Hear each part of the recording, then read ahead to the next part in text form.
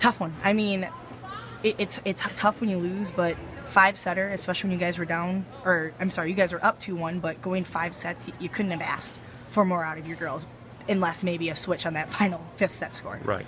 I mean, that's a good team. I thought watching film on them, we were pretty evenly matched, and you know, this comes down to who I thought would make less mistakes, and unfortunately we made some.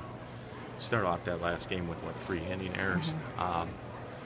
But I told them, my team is, I can't ask for any more out of them. I mean, they played hard.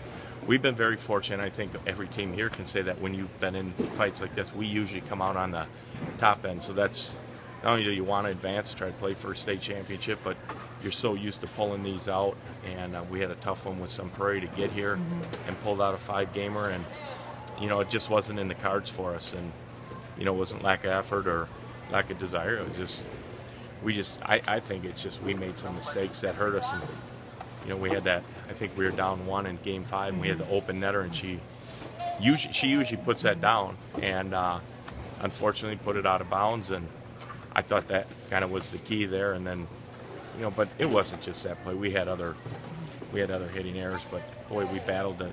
What was it, game 4? We were down 21-16 and tied it up. And you know, that's what these guys have done all year. We've talked about mental toughness from day one, and you know, I just think they've shown that over and over and over this year. And you know, to have our first experience here and compete like that, I'm pretty proud of them. You've got 2 great setters in Tegan and Ariana playing all the way around, but that it almost kind of seemed to be your Achilles heel with those 2 blocking in the front row. It looked like Muskego kind of went line a lot on you because you kind of had those shorter kids in the front row with the block. Yeah, I went to Caitlin Rowland a little bit for Tegan to try to get a bigger block up there, but we came in wanting to take away the line. That's one thing I didn't think we did a very good job of, was taking away the line, especially on 16 with her Brooke.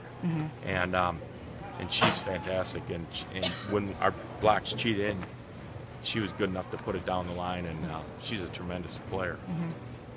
Just touch real quick on Kayla's performance tonight. I mean, obviously you've kind of rode her these last 4 years, but for her to end her career, her volleyball career like this with the performance she gave tonight, just touch on Kayla.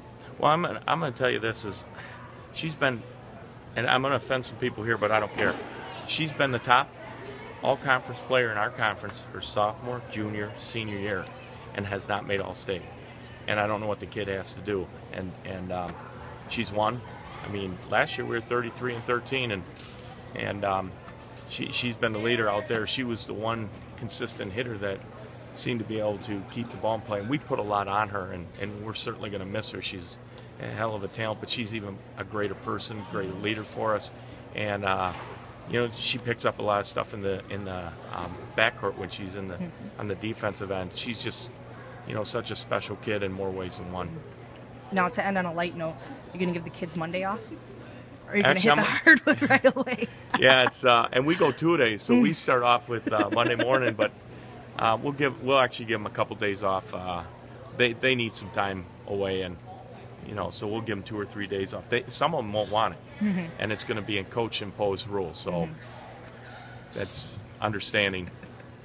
Set 1, you got a little slow start. Was that nerves, and you guys settled in there in 2 and 3? Do you think? I think so, because our passing was really way off, and I thought Muskego passed really well the first set. And then, you know, they had a lot of passes that were off, and their setter's just tremendous, and she made up for some of that. And but I told our kids, I think my first or second time out, I said, what have they done to hurt us? No offense to them, but what have they done? It's a mistake. We're chasing balls now, giving them free balls to pound down our throat.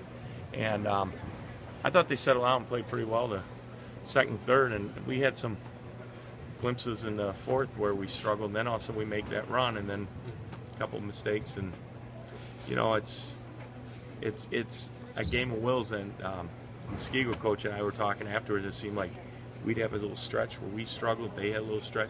Unfortunately for us, they had the last stretch where they made plays and we didn't. And so, you know, credit to them. I mean, they're a tremendous team. It was a fun match.